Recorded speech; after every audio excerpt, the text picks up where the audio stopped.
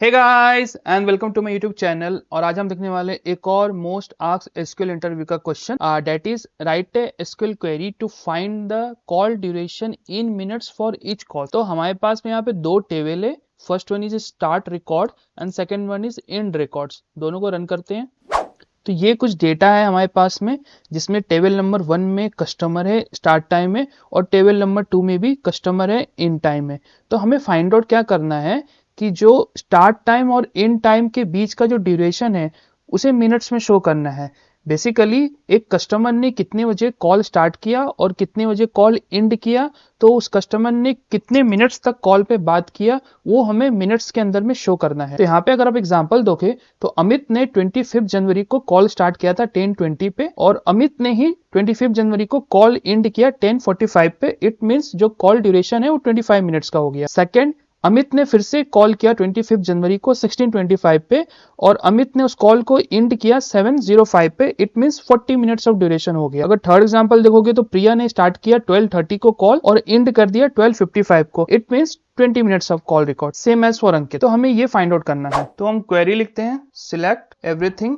अब इसके अंदर में हम रो नंबर का यूज करेंगे ताकि हमें आइडेंटिफाई हो जाए कौन सा कॉल पहले हुआ था। Row number over partition by होगा यहाँ पे customer, order by start time, और इसको एलियास दे देते हैं आरएन के। यहाँ पे मैं लिख देता हूँ फ्रॉम स्टार्ट रिकॉर्ड्स। अगर मैं इस क्वेरी को रन करता हूँ तो जो पहला टेबल है हमारा उसमें इसने एक रो नंबर प्रोवाइड कर दिया कौन सा कॉल पहले हुआ था। अमित ने 10:20 का कॉल पहले किया था, उसके बाद 6:25 का कॉल सेकंड में किया था। वैसे ही अंकित के केस में आ गया, वैसे प्रिया के केस में आ गया। अब हम ये सेम चीज करेंगे हमारे सेकंड टेबल के लिए भी, दैट इज एंड रिकॉर्ड्स। इसी को हम कॉपी करते हैं और यहाँ मैं पेस्ट करता हूँ। बस चेंजेस कर देता हूँ। टेबल का नाम रिप्लेस करना है मुझे यहाँ पे और स्टार्ट टाइम की जगह पे मुझे एंड टाइम करना है। अब मैं इसको रन करूंगा तो आप देखो ये सेकंड टेबल का आउटपुट आ गया। अमित ने पहला कॉल एंड किया था 10:45 पे, सेकंड कॉल एंड किया था 7:05 पे, और सेम अंकित के लिए और प्रिया के लिए। अब मैं दोनों को एक साथ रन करता हूँ तो आप देखो अमित ने पहला कॉल स्टार्ट किया था 10:20 पे, उस कॉल को एंड किया 10:45 पे। कैसे पता चला? क्योंकि दोनों की रो नंबर 11 है। सेकंड अमित ने कॉल स्टार्ट किया था 16:25 पे, उसको एंड किया 7:05 पे। कैसे पता चला? दोनों का रो नंबर 22 सेम है। इसीलिए हमने यहाँ पे रो नंबर का यूज किया था आइडेंटिफाई करने के लिए कौन सा कॉल कब स्टार्ट हो रहा है, कौन सा कॉल कब एंड हो रहा है, क्योंकि हमारे पास में यहाँ पे मल्टीपल रिकॉर्ड्स हैं। अब हम दोनों के ड्यूरेशन का फाइंड आउट करेंगे कि कितने मिनट्स बात हुई है। तो हम यहाँ पे लिखेंगे सिलेक्ट एवरीथिंग। अब यहाँ पे हम इस वाले रिकॉर्ड का जो आउटपुट है उसको यूज करना है यहाँ पे। हम यहाँ पे लिखेंगे हम फ्रॉम। अब इसका आउटपुट यूज करने के लिए हमें इसे सीटीसी बनाना पड़ेगा। यहाँ पे लिखेंगे हम विद सीटीई एज, यहाँ ब्रैकेट ओपन करेंगे, यहाँ पे ब्रैकेट क्लोज कर देंगे। अब यहाँ पे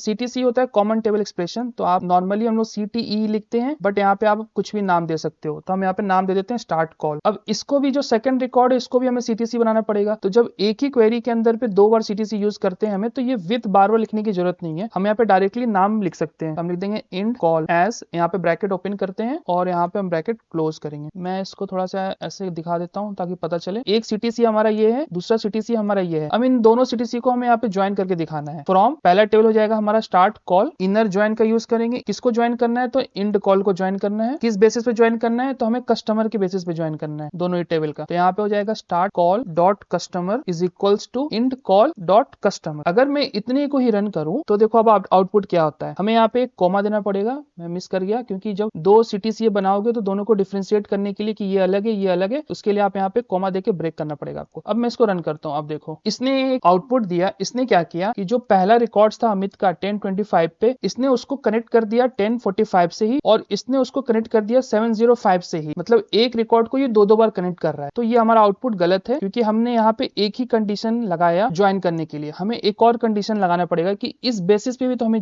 बताना है कि ये वाला जो आउटपुट है इसका जो रैंक 1 है और इसका जो रैंक 1 है, जो सेकंड टेबल का रैंक 1 है, दोनों को आपस में इक्वल दिखाना है। तो हम यहाँ पे एक और कंडीशन लगाएंगे, एंड लगाएंगे, क्योंकि हमें दोनों ही कंडीशन ट्रू होनी चाहिए। एंड में हम लिखेंगे यहाँ पे स्टार्ट कॉल का रैंक RN के इज इक्वल्स टू होना चाहिए इंड कॉल का रैंक RN के। अब मैं इसको रन करता हूँ तो आप देखो क्या आउटपुट आता है। तो ये हमारा आउटपुट आ गया है। अब देखो अमित ने स्टार्ट किया था कॉल 10:20 को, उसने कॉल एंड कर दिया 10:45 को। अमित ने सेकंड कॉल स्टार्ट किया था 16:25 को और उसने कॉल एंड कर दिया 7:05 पे। किस बेसिस पे इसने ज्वाइन किया है? ये रैंक 1 इक्वल किया है और कस्टमर के नेम पे इन्होंने इक्वल किया है। पहले हम सिर्फ कस्टमर के नेम पे इक्वल कर रहे थे तो हमारा गलत आ रहा था। अब हमें फाइंड आउट करना है कि किस कस्टमर ने कितने मिनट्स बात की फोन पे। तो अभी के लिए तो हमारे पास में ये जो रिकॉर्ड आया है इसमें हमें सारे आउटपुट चाहिए नहीं। हमें ये जो पहला टेबल है आपका that that is start record है, तो इसमें से हमें सिर्फ कस्टमर नाम और स्टार्ट टाइम चाहिए, और सेकंड वाले टेबल से हमें खाली एंड टाइम चाहिए, हमें रैंक कस्टमर नहीं चाहिए, हमें ये नहीं चाहिए। तो हम यहाँ से हम इक्वल, यहाँ से हम एवरीथिंग का जो है हटा देंगे। अब यहाँ पे हम लिखेंगे स्टार्ट कॉल से हमें चाहिए कस्टमर का नाम, और स्टार्ट कॉल से चाहिए हमें स्टार्ट टाइम, और एंड कॉल से चाहिए हमें एंड टाइम का डेटा। अब मैं इसको रन करता हूँ, आप देखो तो हमें यही चाहिए था। अब हमें एक और कॉलम क्रिएट करना है जहाँ पे हमें ये टोटल ड्यूरेशन प्रोवाइड करेगा। 10:20 पे कॉल स्टार्ट हुआ था, 10:45 पे एंड हुआ, इट मींस 25 मिनट्स का कॉल हुआ है। तो हम यहाँ पे लिखेंगे, कॉमा लगाएंगे और एक डेटिफ का फंक्शन यूज करेंगे, डेटिफ। डेटिफ क्या करता है, दो टाइम के बीच का डिफरेंस फाइंड आउट करके देता है,